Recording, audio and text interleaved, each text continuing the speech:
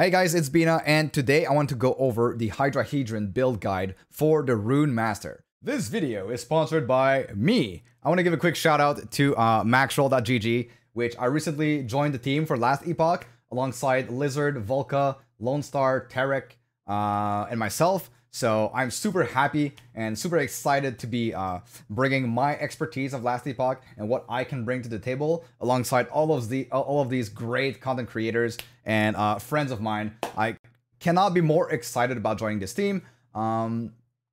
So yeah, quick shout out to the Maxroll last Epoch page, which has Hydrahedron Disintegrate Runemaster leveling guide, a Frostclaw guide, and my famous Thorn Totem Shaman guide, guys. Yes, in complete written form everywhere here. So yeah, that was just like my quick shout out to me joining the team. Enjoy the rest of the Hydrahedron build guide, guys.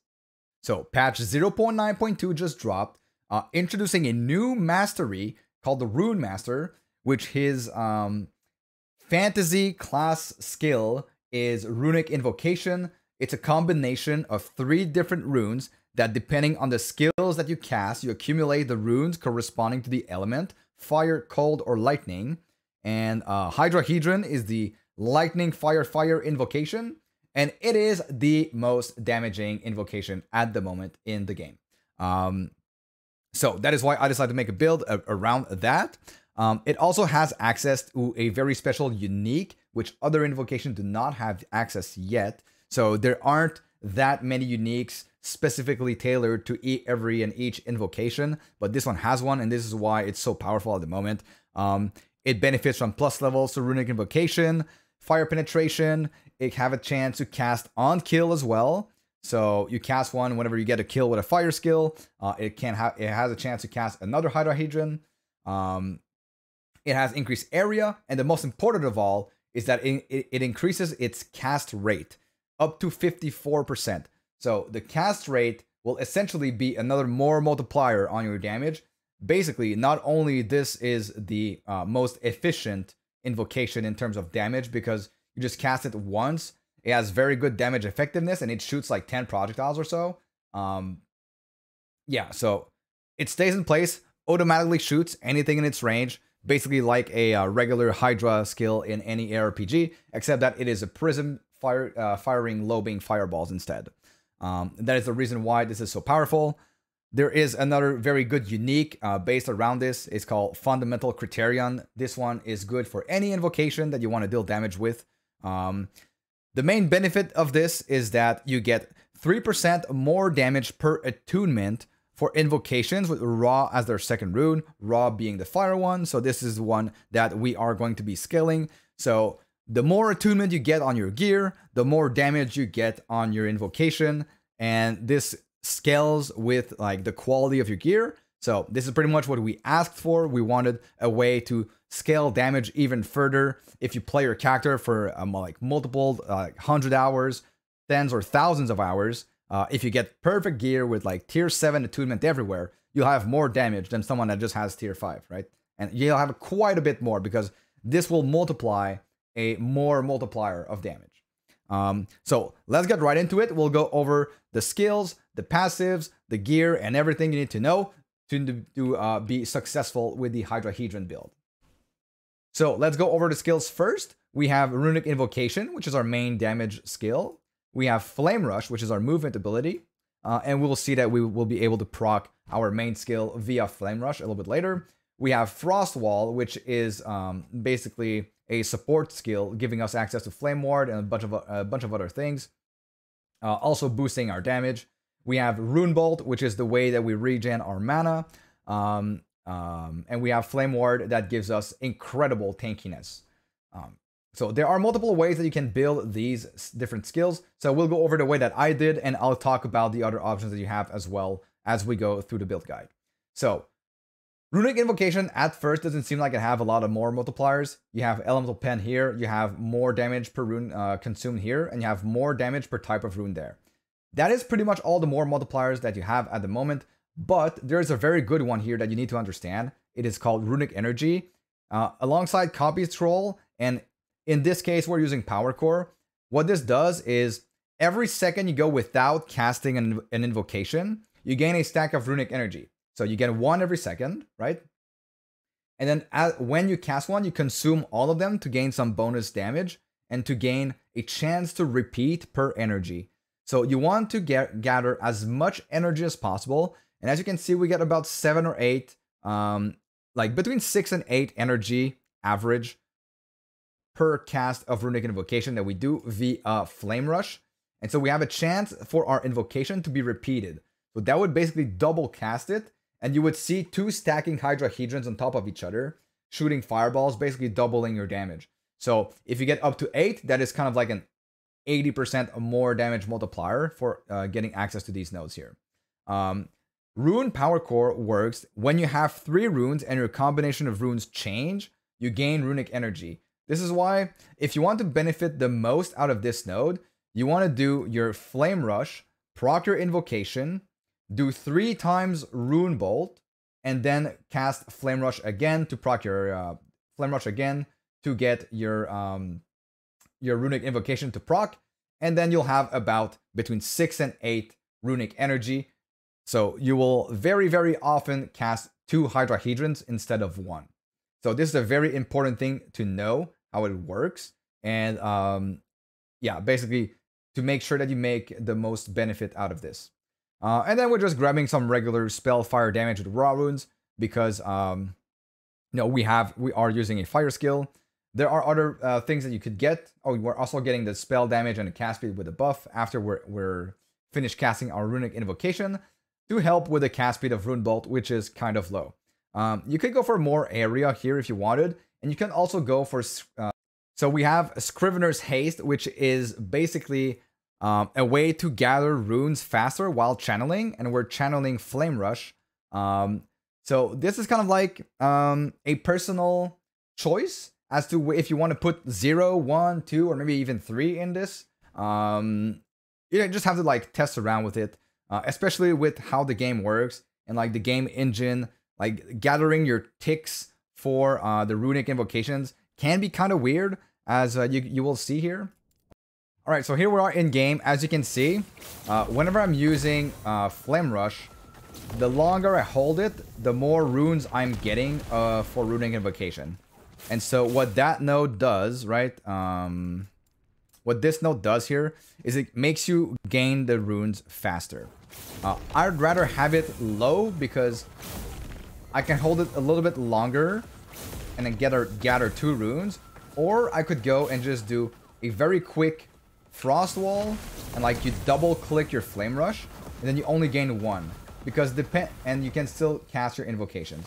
Because depending on the, I don't know if it's the server tick or the game engine ticks or whatnot, but like depending on what tick you're on, you will gather runes at a different rate. But right now you can see I'm gathering them pretty slow. But sometimes you just get 2 of them. You see, I gathered 2 of them immediately, like in a fraction of a second.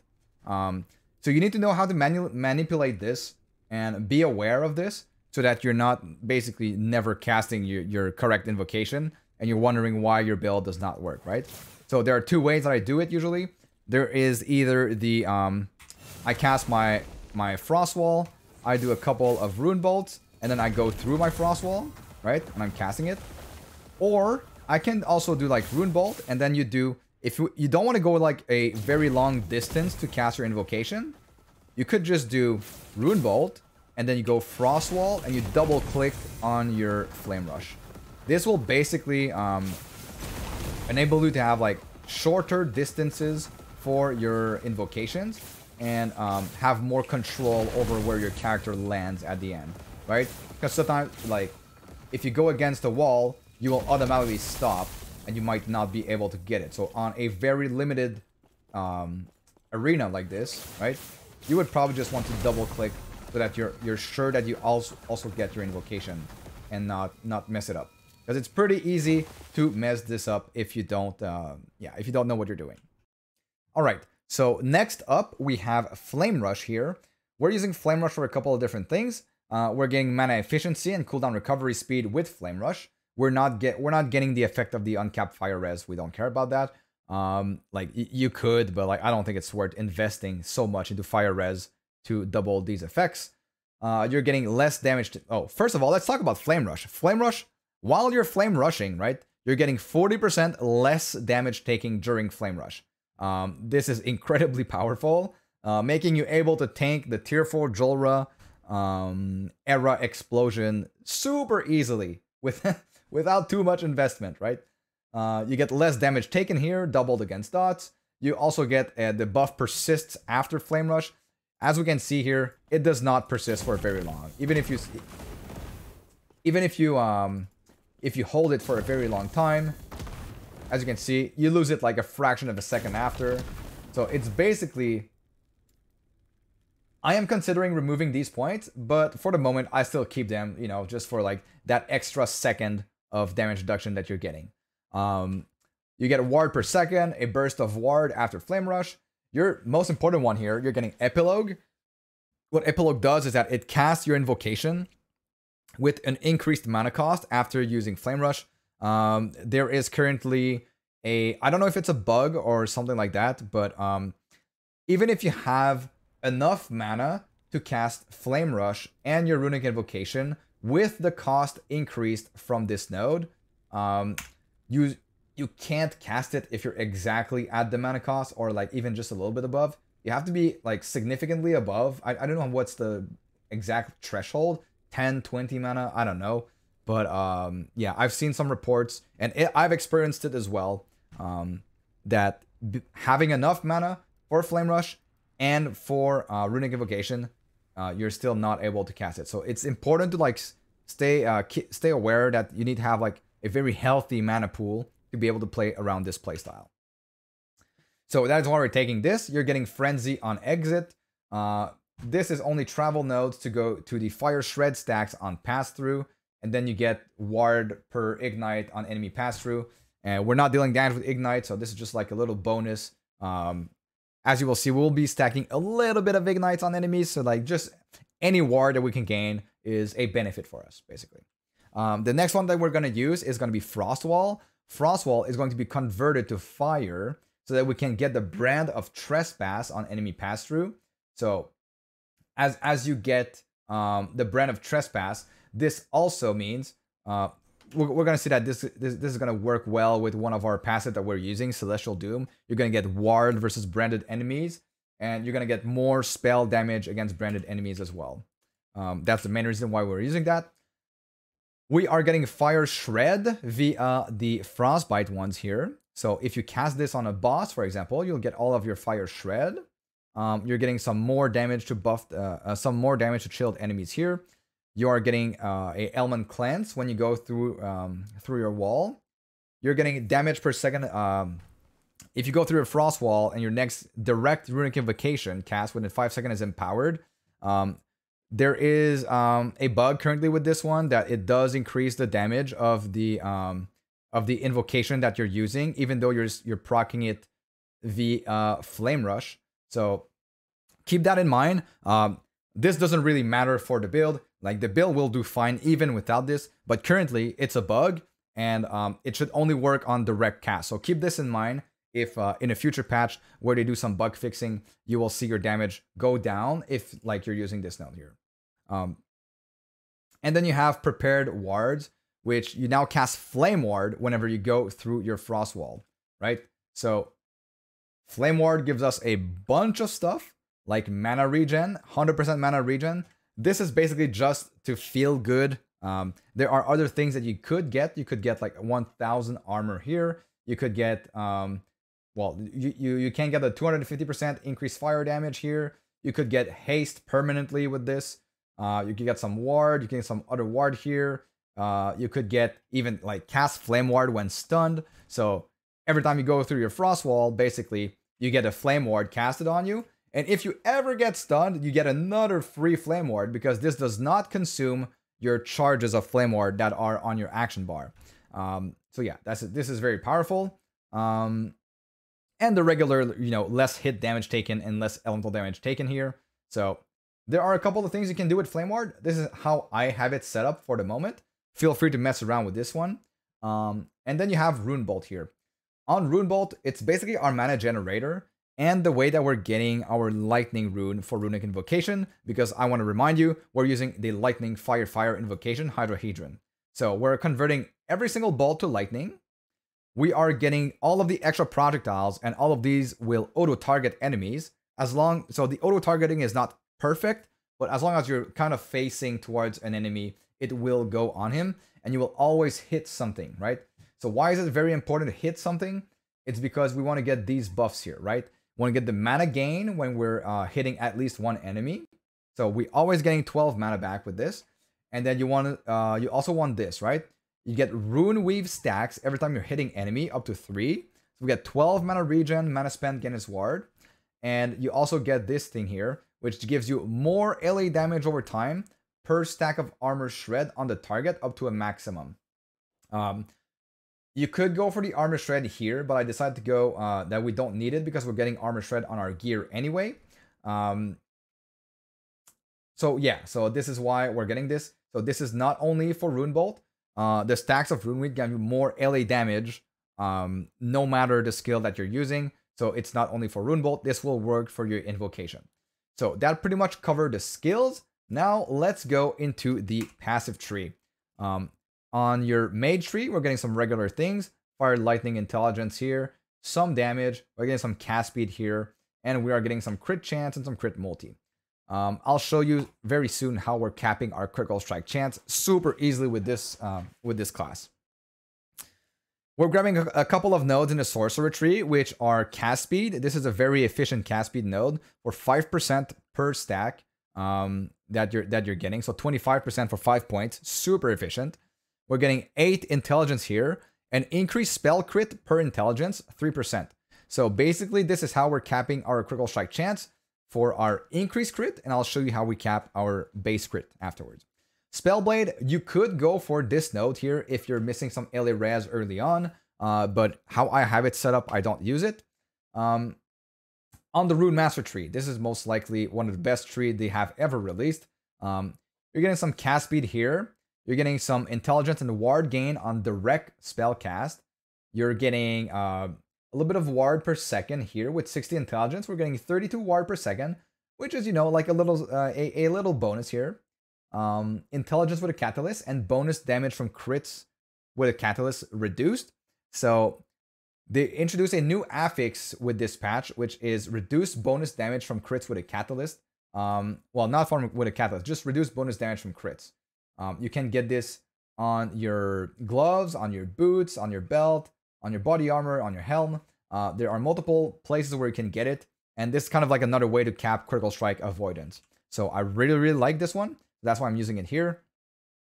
You're getting less damage taken from ignited, shocked, or chilled enemies. This is just a free 8% less damage taken no matter what.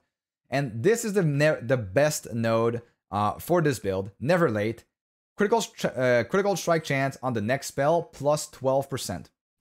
With this node and this node here, this is all that you need to cap your critical strike chance. There are other ways that you could do it. Runic Invocation has Word of Lagon. You do not need Word of Lagon, and you do not need the Cosmic Tapestry nodes in the Rune Bolt tree. These ones are going to be enough on their own to cap your critical strike chance to 100%. And if they do not, for your current stats, just pump a couple more points into here. You can get this up to 16%, and it's incredibly good because we are proccing our Hydrahedron with our Flame Rush. So Flame Rush is a traversal skill. Your next non-channel spell gains these bonuses. So very good for anything that is procced via Flame Rush. And then you also get cast speed and movement speed after using a traversal skill. So that's quite nice. Here we are using a wand. So we're getting 72% critical strike multiplier with a wand. We are a crit build, so we benefit from this. The mana regen nodes, I'm using them at the moment just like for a feels good, but feel free to mess around with the mana regen on the passive tree here and on the flame ward stuff, maybe even on your gear, to see where you feel comfortable with, right? Because Rune Bolt, if you like to spam Rune Bolt more, maybe you will generate more mana, and maybe you won't need as much mana regen. The Crypt of the Burning Wind, it's basically a more multiplier. We're getting Runic Fortress. I'm putting this here essentially, we're probably not going to be using that one for the moment. But if it does get unbugged, right? Because this does not currently work with Flame Rush, I would probably try to use it and scale armor via Flame Ward here. And like we have other sources of more armor, like Throne of Ambition, and we're building armor on our gear as well. So this is why I put it here, because I think if it's unbugged, I will probably try it, and I think it will be good. But currently it doesn't work, so put this point somewhere else. We have Ancient Inscription, Intelligence, and cooldown recovery speed per 4 intelligence. This one is the one, like, another most important one, because you're basically trying to reduce your cooldown of Flame Rush to below 2 seconds is good. So you want to get this down to as low as possible. And this is one of the nodes that makes it able to do so. We have Ward on crit. We have Ward against branded enemies. And also spell damage versus branded bosses and rare enemies. So it's very good. And Rune Ward Inferno. This gives you more armor per stack of shock on the attacker. So if we're scaling armor, then we're getting more armor with Throne of Ambition, and we're getting also more armor per stack of shock on the attacker with this one. So like this is kind of like new things that we've never seen in the past. It will not increase your tooltip art, like your spread, your stat sheets, your character sheet armor number, but it works if the attacker has some stacks of shock. So yeah, this is why I'm taking this one here. So that pretty much covers the passive. Now let's go into the gears and blessing. So first of all, for our blessings, we're getting Void Res, we're getting Ward per second, we're getting Poison Res, increased armor, and armor, because we are trying to scale armor as far as possible. For our helmet here, we have Arcane Visage with Fire Penetration for invocations. You have Intelligence, Armor, and Armor. So Intelligence scales multiple different things. Your crit, your cooldown, your damage, your ward retention. It scales just a bunch of things. That is why I kind of valued Intelligence a lot on this build. Fire Penetration with Fire Invocations and Armor per raw rune, right? Since we're going to be using raw runes very, very often because raw is the fire one. I think this is pretty good. We have the body armor fundamental criterion. I put this one here with 2 LP just to show what you could be getting. I think you should be getting percentage armor and fire pen with fire invocations. Remember, we're scaling attunement as much as possible on our gear to be able to benefit from the 3% more damage per attunement for invocations with raw as our second rune, which is the case for us. For the belt, we're using Strand of Souls because it has a lot of ward synergies. So this is good. If you want to put LP on this, try to get cooldown recovery speed to reduce the cooldown of your Flame Rush. Boots, we're going for Healborian Boots. Try to get movement speed, attunement, reduce bonus damage taken from critical strikes, cooldown recovery. And if you seal something, maybe try to seal the armor here. For our weapons, we go Crystal Wand and a Opulent Focus. The wand here, the important thing is trying to get as much critical strike multiplier as possible. Get spell damage, get the shock and chill, and maybe try to seal the cast speed. Here I went for crit multi, spell damage, ward per second, LA res. The ward per second is not that important. It's just that like you can use this suffix to try to like fix your resistances if you need so. But whenever you're on a like optimal setup, I think this is going to be the best you can possibly get. And then seal the cast speed. For the amulet, we go for a bone amulet with crit multi. Ward gain on kill is a very strong stat, especially if you're trying to push arena or you're killing a bunch of monsters. Ward gain on kill is great for tankiness. Shred armor on hit, frailty on hit, mana regen as a sealed one here. So we're using attunement as a tier 7 affix here on the opal rings. As you can see, we're trying to scale as much as possible cooldown recovery speed, because the lower we get the cooldown of Flame Rush, the more damage we're going to be able to do, because we're going to be able to cast more Runic Invocations. So attunement, intelligence, and some resistances and mana regen as a sealed affix here. On the gloves, we're going for cast speed gloves with attunement, intelligence, regular things, reduce bonus damage taken from critical strikes, chance to shred, and then this one here is a new one here. We have a sealed affix at tier 5. You might wonder why I put this one at tier 5. It is because there's a new crafting material that enables you to guarantee a seal of an experimental affix. So if you find these at tier 5, you will be able to seal them at tier 5. keep in mind. You would be able to like also seal at tier 6 or even tier 7. But I think the attunement is more valuable here. There are other experimental affixes that you could have been getting, right? Like experimental ward on kill. If you do get ward on kill, you need at least one source, I think, of ward on kill for it to be like, it just will feel so much tankier while you're mapping or while you're doing arena. So either you go for the Strand of Souls, the ward on kill on your amulet. If you do not, you might want to use that on your gloves. But if you do have some somewhere else, maybe use armor mitigation. Also applies to damage over time, and flat armor. So we're scaling armor here, so we're double dipping and giving us more tankiness for damage over time, which is going to be like our weakness. So yeah, that is why I decided to go with this here. And finally, we have Box of Hydra, which is basically a more damage multiplier for our Hydrahedron. The most important stat here that we need to know about is the increase Hydrahedron cast rate. So this is basically a more multiplier for our Hydrahedron. Also gives us level of Runic Invocation, Fire Pan, lots of good stuff. I went for, if you manage to get this with LP, try to get level of Flame Ward, Intelligence, Chance to Apply Frailty.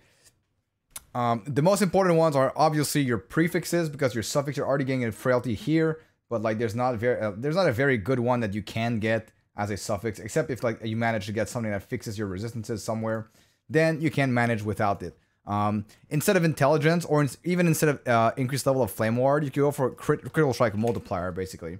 That is if you want more damage, but I think the +4 level of Flame Ward gives you a bunch of ward retention, and also gives you access to like these nodes, for example, if you want, or give you access for like armor nodes if you want, or even ward nodes, or ward here, or like more flexibility in the Flame Ward tree is always nice in my opinion. So that is pretty much covers the gear. In terms of our idols, I went for grand idols here, and then 2 adorned idols. For our grand idols, you want to go. There's not a very good prefix that we can get, so I went for ward gain when you cast Flame Ward, as we'll be casting Flame Ward every like 2 seconds or so.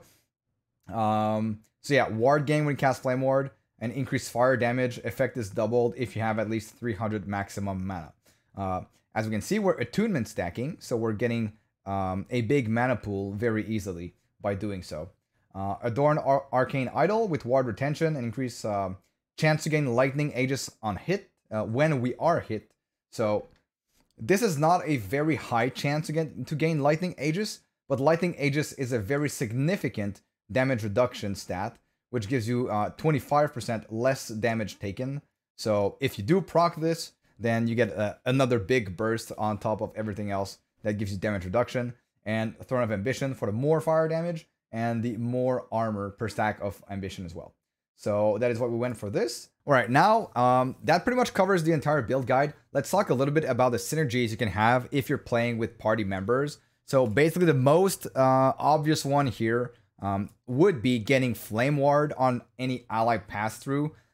Be aware though that this will consume the mana from Flame Ward on you, right? So yeah, so if you give this to like 3 of your allies, then like please be aware of your mana cost, and maybe you put like all the mana efficiency here, maybe get some more mana regen, but you should still be fine with warmth here and getting the mana regen from here. So all of your party members get the buffs from Flame Ward, giving them essentially an incredible amount of tankiness, and you can even give them like some fire damage and some mana regen and like some crazy stuff. So this might enable some playstyles that would not be possible without it. And another very easy one here is Legocracy, which basically gives you and your party members, if you put 4 points in here, you get all of the buffs given to your teammates as well. So if you're playing Lightning Fire Fire, then put points into this one, and maybe put a couple of like at least 1 point in here, so that you can gain access to the free 6 spell lightning damage and the freeze rate multiplier. So that pretty much covers it. If you have any question, if you think I missed something, if you have any thoughts about the build, if you've been working on something that is similar to this and would like to give some input, please feel free. I think this is a great patch for theory crafting, and we are not even close to optimizing like the maximum potential of the Runemaster yet. So I am very excited for what people will come and will build and will theory craft, and what we as a community can come to like a consensus as what is the most optimal way to build. So put that all in the comments, and I'll see you guys in the next video.